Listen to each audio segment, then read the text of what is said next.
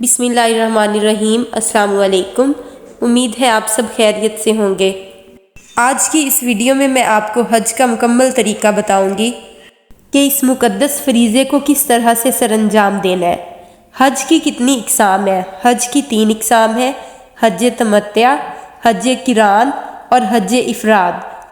हज इफ़राद में सिर्फ हज अदा करना होता है, उम्रा अदा नहीं करना होता। हज किरान में एक ही एहराम में उम्रा भी अदा करना होता है और हज भी अदा करना होता है, जबकि हज तमत्या में 2 एहराम के साथ उम्रा और हज अदा करना होता है। पाकिस्तानी लोग ज़्यादातर हज तमत्या अदा करते हैं।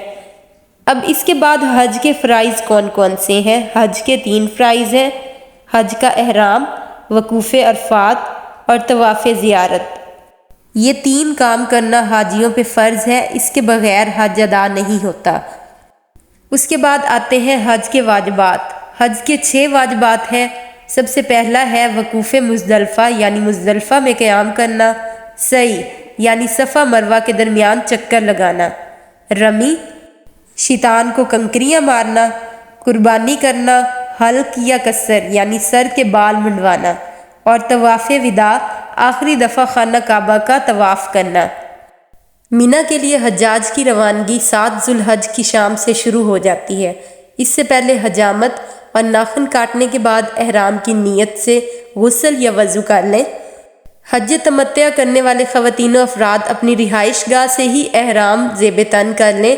फ़र्ज़ नमाज के बाद एहराम बांधना मसनून है, लेकिन अगर फ़र्ज़ नमाज का वक्त ना हो तो 2 रकात नफल पढ़कर भी एहराम की नीयत की जा सकती है। इसके बाद हज की नीयत करें। अब मिना रवानगी से पहले खाना काबा का तवाफ़ करना मसनून है। इस तवाफ़ को तवाफ़ कदूम कहते हैं। इसके बाद सही करना यानी सफ़ा और मरवा के दरमियान चक्कर लगाना भी मसनून है। मिना की तरफ रवानगी 8 ज़िलहज की फजर से पहले रात में किसी भी वक़्त हो सकती है। अपना मुख्तसर सा सामान अपने साथ रखें। मिना में आज़मीन हज 8 ज़िलहज को ज़ोहर, असर, मगरिब और इशा की नमाज़ें अदा करते हैं और 9 ज़िलहज को बाद नमाज फ़जर सूरज के अच्छी तरह निकल आने के बाद मिना से अरफात रवाना हो जाते हैं। मिना के क़याम के दौरान यानी 8 ज़िलहज को और फिर 10 से 13 ज़िलहज को नमाज़ें अपने अपने खैमों में ही बाजमात अदा की जाती हैं।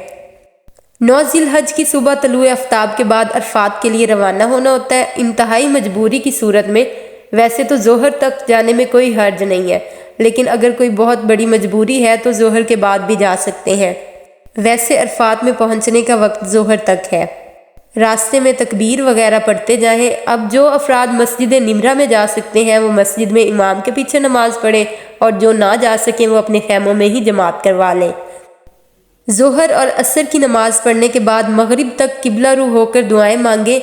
इसे वकूफ़ अरफात या क़याम अरफात कहते हैं। हाथ उठाकर मांगना मसनून है। थक जाने की सूरत में ज़रा देर बैठ जाएं और फिर खड़े हो जाएं। अरफात में आराम की नीयत से और बेकार वक्त ना गुजारें। अगर कोई शख्स मगरिब से ज़रा देर पहले भी अरफात पहुंच गया तो उसका वकूफ़ हो गया। हजाज के लिए यौम अरफा का रोज़ा रखना बिल्कुल ममनू है। अरफात का वकूफ़ हज का लाजमी रुकन है और अगर ये रुकन अदा ना किया जाए तो हज अदा नहीं होता। इस वजह से जो लोग बीमार हो जाते हैं और हस्पताल में होते हैं उन्हें सऊदी हुकूमत की तरफ से एम्बुलेंस के ज़रिए अरफात पहुँचाया जाता है। इंतहाई उज़्र की सूरत में 10 ज़ुल्हज की फजर से पहले पहुँच जाने वाले शख्स का वकूफ़ भी हो जाता है। इसके बाद 9 ज़ुल्हज को ग़ुरूब आफ्ताब के बाद नमाज मगरिब पढ़े बगैर पैदल, बस या ट्रेन के ज़रिए मैदान अरफात से मुज़दलिफ़ा के लिए रवानगी शुरू हो जाती है। मगरिब की नमाज अरफात में नहीं पढ़नी, खा रवानगी में कितनी ही देर हो जाए। मगरिब और इशा की नमाज़ें दोनों इकट्ठी मुज़दलिफ़ा में पढ़ी जाएंगी। जिस वक्त भी मुज़दलिफ़ा पहुँचे इत्मीनान से दोनों नमाज़ें अदा करें और मुज़दलिफ़ा की रात आराम करें। मुज़दलिफ़ा में खुले आसमान के नीचे आराम करना मसनून है। 10 ज़िलहज को सुबह फजर की नमाज के बाद कुछ देर किबला रू खड़े होकर दुआएं मांगना वकूफ़ मुज़दलिफ़ा कहलाता है। रमी के लिए मटर के दानों के बराबर कम से कम 70 कंकरियाँ इकट्ठी कर लें। 10 ज़िलहज के लिए 7 कंकरियाँ, 11 और 12 ज़िलहज के लिए 21-21 और अगर 13 ज़िलहज को भी रमी करनी हो तो मज़ीद 21 कंकरियाँ इकट्ठी कर लें। इसके बाद 10 ज़िलहज की सुबह नमाज फ़जर और वकूफ़ मुज़दलिफ़ा के बाद سورج طلوع ہونے سے قبل مینا روانگی ہوگی۔ جمرات کو کنکریاں مارنے روانہ ہونے سے پہلے بہت کم سامان اپنے پاس رکھیں تاکہ راستے میں کوئی حادثہ پیش نہ آئے۔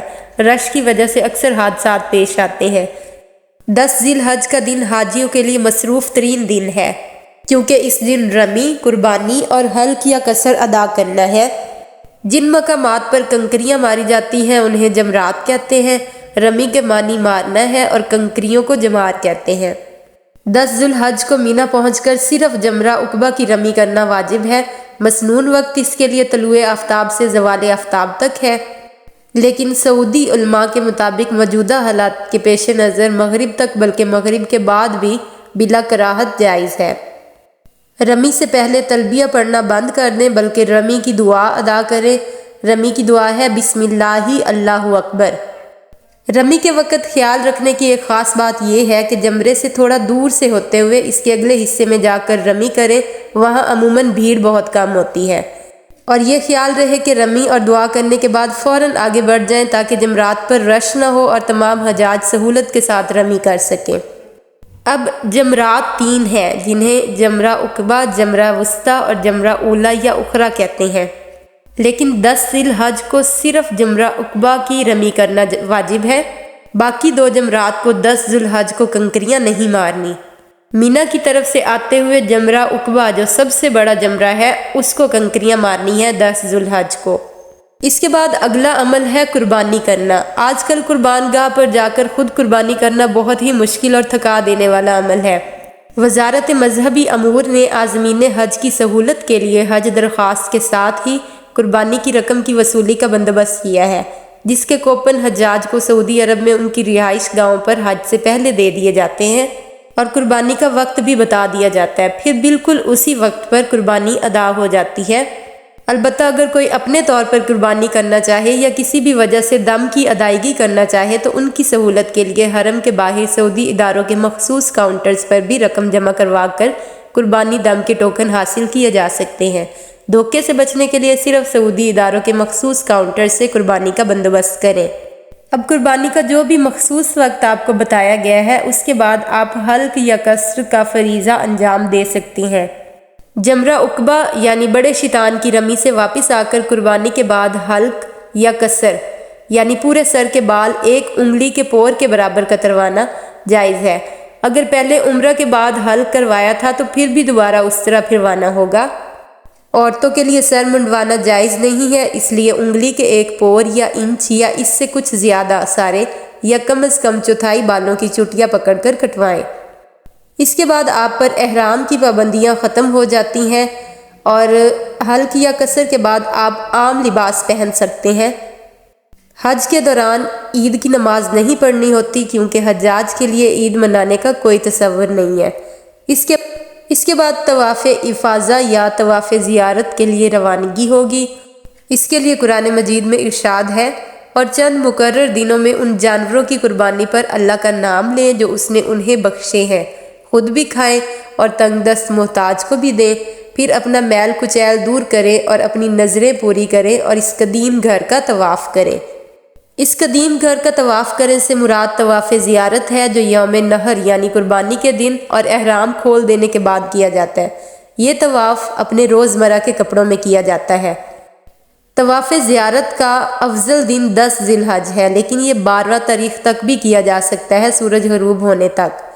لیکن اگر 12ویں تاریخ بھی گزر جائے طواف زیارت نہیں ہوا تو تاخیر کی وجہ سے دم دینا واجب ہوگا اور طواف بھی کرنا پڑے گا۔ یہ طواف کسی بھی صورت میں ساقط نہیں کیا جاتا بلکہ اس کا کوئی بدل نہیں ہے، یہ فرض ہے اور یہ آخر عمر تک اس کی ادائیگی فرض رہتی ہے۔ جب تک اس کو ادا نہیں کیا جاتا حج مکمل نہیں ہوتا۔ طواف زیارت کے بعد صفا مروہ کی سعی کرنا واجب ہے۔ صفا مروہ کی سعی میں صفا سے لے کر مروہ تک 1 چکر، مروہ سے لے کر صفا تک دوسرا چکر ہے۔ اس طرح 7 چکر پورے کرنے ہیں۔ ان کاموں سے فارغ ہو کر آپ نے قیام جا کے ہر صورت مینا میں ہی کرنا ہے۔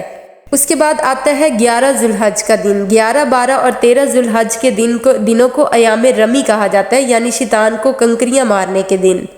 ان دنوں میں رمی ہی وہ عبادت ہے جس کے لیے مینا میں قیام کرنا سنت موقدہ ہے اور بعض علماء کے نزدیک واجب ہے، اور مینا سے باہر مکہ مکرمہ یا کسی اور جگہ رات گزارنا ممنوع ہے۔ آج رمی یعنی کنکریاں مارنے کا وقت زوال آفتاب سے شروع ہو کر غروب آفتاب تک ہے، اور اب مغرب کے بعد بھی جائز ہے۔ سب سے پہلے راستے میں جمرہ اولا آئے گا، اس کو 7 کنکریاں ماریں، 7 بسم اللہ اللہ اکبر پڑھیں، ایک جانب ہٹ کر قبلہ رخ کھڑے ہو کر دعا کریں، توبہ استغفار کریں، سب کے لیے دعا مانگیں۔ اس کے بعد آگے بڑھ جائیں اور پھر جمرہ وسطیٰ پر آئیں اور اس کو بھی 7 کنکریاں ماریں۔ پھر ذرا بائیں جانب ہٹ کر قبلہ رخ ہو کر دعا مانگیں اور اتنی ہی دیر ٹھہریں جتنی دیر جمرہ اولا پر ٹھہرے تھے۔ اس کے بعد جمرہ عقبہ پر آئیں، اسی طرح 7 کنکریاں اس کو بھی ماریں جس طرح پہلے ماری تھی، مگر اس جمرے پر ٹھہرنے یا دعا مانگنے کی کوئی سند نہیں ملتی۔ اس کے بعد سیدھے اپنی قیام گاہ پر چلے جائیں، کیونکہ رسول اللہ صلی اللہ علیہ وآلہ وصحبہ وسلم نے بھی ایسا ہی کیا تھا۔ اگر آپ نے قربانی یا طواف زیارت 11 ذی الحج کو بھی نہیں کیا تو 12 ذی الحج کو کر سکتے ہیں، ان کو ایام تشریق کہا جاتا ہے۔ اس کے بعد آپ رمی بھی کر سکتے ہیں۔ 12 ذی الحج کی رمی کے بعد 13 کی رمی کے لیے مینا میں مزید قیام کرنے اور نہ کرنے کا آپ کو اختیار ہے۔ آپ چاہیں تو آج 12 تاریخ کی رمی سے فارغ ہو کر مکہ معظمہ جا سکتے ہیں، لیکن اس کے لیے شرط یہ ہے کہ آپ غروب آفتاب سے پہلے مینا سے نکل جائیں۔ اگر 12 ذی الحج کو غروب آفتاب سے پہلے مینا سے نہ نکل سکیں تو پھر آپ نے مینا میں ہی قیام کرنا ہے۔ اس کے بعد میقات سے باہر رہنے والوں پر واجب ہے کہ جب وہ مکہ معظمہ سے رخصت ہونے لگے تو رخصتی کا طواف کریں، جسے طواف وداع کہتے ہیں، یعنی الوداعی طواف، اور یہ حج کا آخری واجب ہے۔ آپ کا حج افراد ہو، قران ہو یا تمتع ہو، ہر صورت میں آپ پر طواف وداع واجب ہے۔ اگر آپ میقات سے باہر رہنے والے ہیں اور طواف زیارت کے بعد اگر آپ نے نفلی طواف بھی کر لیا ہے تو طواف وداع ہو گیا، اور اگر طواف وداع کے بعد کسی ضرورت سے مکہ میں ٹھہر گئے ہیں تو چلتے وقت طواف وداع دوبارہ کر لینا مستحب ہے۔ طواف وداع کے دوران رمل نہ کریں۔ رمل اور سعی کے احکام میں نے اپنی ایک ویڈیو عمرہ کا طریقہ اس میں مکمل تفصیل کے ساتھ بتائے ہیں۔ اب ان تمام کاموں کے بعد آپ کا حج مکمل ہو گیا۔ یہ حج کے تمام اعمال ہیں جو آپ نے کرنے ہیں۔ اب اس کے بعد خانہ کعبہ میں نوافل ادا کریں۔ نوافل ادا کرنے کا ثواب خانہ کعبہ اور مقام ابراہیم کے درمیان بہت زیادہ ہے۔ ملتزم سے چمٹ کر دعائیں مانگیں۔ اس آخری طواف کے موقع پر جو کچھ چاہیں مانگیں، دل کھول کر اپنے لیے دعائیں مانگیں، مغفرت، تندرستی، سلامتی، ایمان وغیرہ، کاروبار میں برکت، خاتمہ بالخیر، غرض جو بھی آپ کی دعائیں ہیں، جو بھی آپ کی مرادیں ہیں، اپنے لیے اور اپنے رشتہ داروں کے لیے دعائیں مانگیں۔ اس کے بعد جی بھر کر آب زمزم پئیں۔ وہاں پہ مسجد احرام میں جگہ جگہ آب زمزم کے کولر پڑے ہوتے ہیں، وہاں سے سیر ہو کر آب زمزم پئیں۔ اس کے بعد زیارت مدینہ منورہ حج کے اعمال کا حصہ نہیں ہے، لیکن کسی بھی مسلمان کی مدینہ منورہ میں حاضری بہت بڑی سعادت ہے۔ یہ تھی میری آج کی ویڈیو، جس میں نے آپ کو حج کے طریقے پہ تفصیل سے بتایا۔ عمرے کے طریقے پہ بھی میں ایک مفصل ویڈیو بنا چکی ہوں، جس کا لنک میں نے ڈسکرپشن باکس میں ڈال دیا ہے۔ میری ویڈیو اگر پسند آئی ہو تو ویڈیو کو لائک کریں اور چینل کو سبسکرائب کریں۔ Thank you. اپنی دعاؤں میں یاد رکھیں۔ اللہ حافظ۔